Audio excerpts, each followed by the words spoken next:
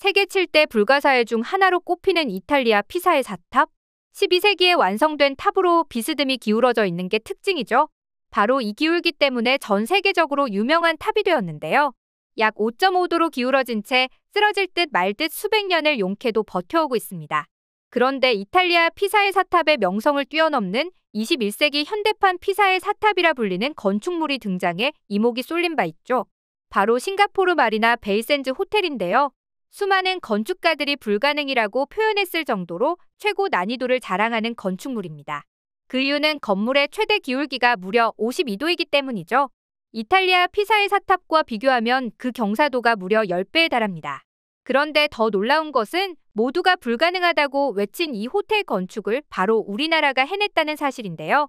대체 52도의 경사진 건물을 어떻게 세웠을까요? 전 세계 건축가들이 놀란 한국 건설사의 비밀, 지금부터 자세한 내용 함께 알아보겠습니다. 싱가포르의 활기 넘치는 도심과 베이지구 중심부.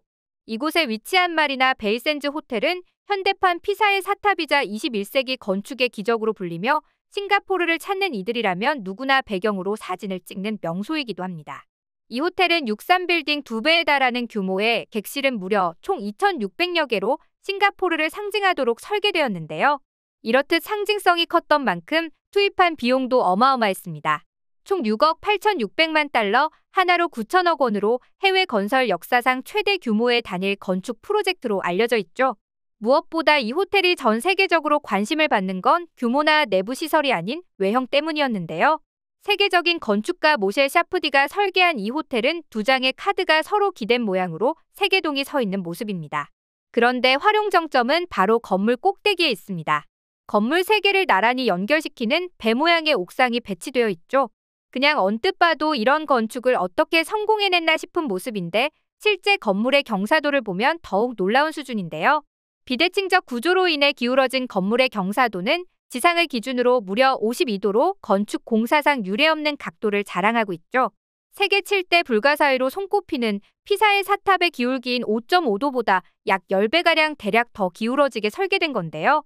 심지어 피사의 사탑마저 700년간 쓰러지지 않았다는 것으로 유명하지만 사실 건설 초기부터 지금까지 수백 년에 걸친 크고 작은 보수공사 덕분에 무너지지 않고 버텨온 거였죠. 이렇듯 피사의 사탑의 전례에서 보듯이 기울어진 건물을 짓는다는 것은 시공도 어렵지만 건물을 다 지은 뒤에 어떤 일이 발생할지 모르기 때문에 시공사들도 선뜻 자신이 짓겠다며 나서는 곳은 아무 곳도 없었는데요. 이 호텔을 설계한 건축가조차 그대로 실현이 될 것이라 확신하지 못했다고 할 정도니 얼마나 어려운 공사인지 말 다한 셈입니다. 하지만 유일하게 단 한 곳만 우리가 지을 수 있다며 자신 있는 태도를 보였는데 바로 쌍용건설이었는데요. 당시 쌍용건설은 건축가의 디자인을 최대한 살려서 건축할 수 있다고 자신했고 쌍용이 다른 건설사들에 비해 비교적 비싼 금액을 제시했음에도 싱가포르는 한국 기업을 믿고 쌍용건설에 손을 들어주었습니다. 하지만 계획과 실전은 달랐죠. 시공 과정에서 우여곡절은 수시로 터져나온 건데요. 시공 전 시뮬레이션을 돌려본 결과 기울기가 기울어진 채로 지어야 하는 동쪽 구조물이 8층을 짓기도 전에 붕괴된다는 절망적인 결과가 나와버린 것입니다. 결국 쌍용건설은 긴급회의에 들어가게 되고 막판까지 치열한 논의 끝에 얻어낸 결론은 기울어진 건물이 무너지지 않고 스스로 서 있을 수 있는 포스트 텐션 공법을 적용하자는 것이었는데요. 포스트 텐션 공법이란 건물의 골격이 되는 두께 60cm의 내력벽에 둥근 관을 넣고 내부에 와이어를 설치한 후에 지하부터 잡아당겨 발생하는 강한 텐션을 이용하는 기술입니다. 건물이 높이 올라갈수록 기울기가 커지고 무게의 중심이 바깥으로 이동해 무너지기 쉽기 때문에 내부에 와이어를 설치하는 것인데요. 팽팽하게 당겨진 선은 각 층을 수직으로 연결해주면서 지지대의 역할을 하기 때문에 기울어진 건물이 스스로 서는 것이 가능해지는 것입니다. 다시 말해 힘의 균형을 이용한 것인데요. 그리고 건물 하중을 효과적으로 분산하고 건물이 변형되는 것을 막기 위해 중간 지점인 23층의 거대한 강철 구조물을 배치하게 됩니다. 그 결과 원래 설계 그대로 골조를 완성했을 뿐 아니라 지지대를 필요로 하지 않는다는 점 때문에 예상보다 한 달가량 빨리 골조를 완성시키는 성과까지 거뒀습니다. 이 호텔을 설계한 세계적인 건축가 모셰 샤프디는 꿈꾼 모든 것이 그대로 실현되어서 동화 같고 무척 기쁘고 말했는데요. 특히 그가 이 호텔에서 가장 좋아하는 건 스카이파크의 수영장이었습니다. 아까 잠깐 언급했다시피 이 건물의 진정한 하이라이트인 스카이파크, 즉 옥상 부분인데요. 건물 3개를 나란히 연결시키는 배 모양의 옥상이 배치되어 있는데 도대체 저걸 어떻게 얹었냐는 것입니다. 이 호텔 세계동의 56층에서 57층을 연결하는 스카이파크는 축구장 약 2배 크기에 달하는데요. 여기에는 수영장, 전망대, 정원, 산책로, 레스토랑, 스파시설 등이 들어서 있습니다. 눈길을 끄는 것은 하부 지지대 없이 시공됐다는 점입니다. 스카이파크 건설을 위해 총 5,000톤 무게의 철골 구조를 지상에서 조립해서 200m 위로 끌어올려서 시공하는 고난이도 공법이 적용됐죠. 설명만 들어도 난이도를 짐작할 수 있듯 상용건설의 관계자에 따르면 옥상 스카이파크를 3개의 타워 위에 지붕처럼 얹는 일은 정말 역사적인 도전이었라고 인터뷰하기도 했는데요. 쌍용건설은 이 배를 옥상에 얹기 위해 반조립 형태로 올려 타워 위에서 마무리 조립을 하는 방식을 사용했습니다. 대략 75m 정도의 크기에 700톤을 가진 구조물을 조립한 후 대형 크레인을 이용해 200m 상공으로 올리는 일은 불가능에 가까웠죠. 오죽 어려웠으면 한 개의 철골을 들어올릴 때마다 무려 16시간이 걸렸다고 합니다.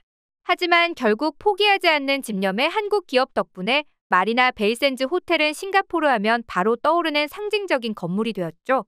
불가능을 가능으로 만들어낸 쌍용건설 덕분에 우리나라 건설사들에 대한 해외 수주도 빗발치게 되는데요. 대표적으로 사우디아라비아 주베일 산업항 건설 공사를 수주했었던 사례가 있는데요. 당시 수주의 9억 6천만 달러는 우리나라 예산의 25%에 해당하는 거액이었습니다. 육지에서 8km 이상 떨어진 곳에 해상 유조선 정박시설을 건설하는 난공사였지만 공사에 필요한 대형 철제 구조물 89개를 울산에서 제작해 12,000km 떨어진 사우디까지 해상 운송하는 기상천외한 시도를 했었죠. 그 덕에 기간을 8개월 단축하고 시공 능력을 입증해 주베일의 기적으로 불리고 있습니다. 그런가 하면 829.8m 높이의 두바이 부르즈 할리파, 679m 높이의 말레이시아 메르데카일 18 등 세계 1위 초고층 건물은 삼성물산이 시공사로 참여했죠. 3일에 1층씩 초고속으로 건물을 올리는 K공법으로 완성했는데요. 실제로 사막의 연약한 지반과 강한 바람을 견디고 초고층으로 지어진 부르즈 할리파는 현대공학의 결정체로 불리고 있죠. 이뿐만이 아닙니다.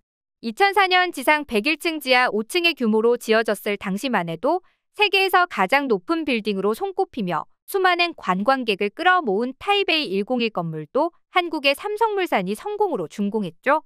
또한 마카오 반환 2주년을 기념해 세운 높이 338m의 마카오타워 역시 한국 기업에 의해 세워졌습니다. 맑은 날에는 중국 본토와 홍콩까지 보인다고 하니 그 높이를 짐작하기도 어려운데요. 이렇듯 감탄이 절로 나올 만큼 신기해서 눈을 떼지 못하는 건물들 중 상당수가 바로 한국의 기업들이 지어 올린 건물들이라는 사실을 알고 나니 한국 건설사들의 저력이 더욱 실감되는 것 같습니다. 이 모든 게 여태껏 한국 건설사들의 무한한 도전 정신과 해외 건설 근로자들의 피땀 눈물로 이뤄진 것이라는 것에 저절로 고마움을 품게 되는데요. 명실상부 세계 최강 건축국으로 인정받고 있는 대한민국, 앞으로도 세계 각국의 도시를 상징하는 랜드마크에 우리나라 건설사들의 영향력이 더욱 확대될 수 있길 기대하며 오늘 영상 마치겠습니다.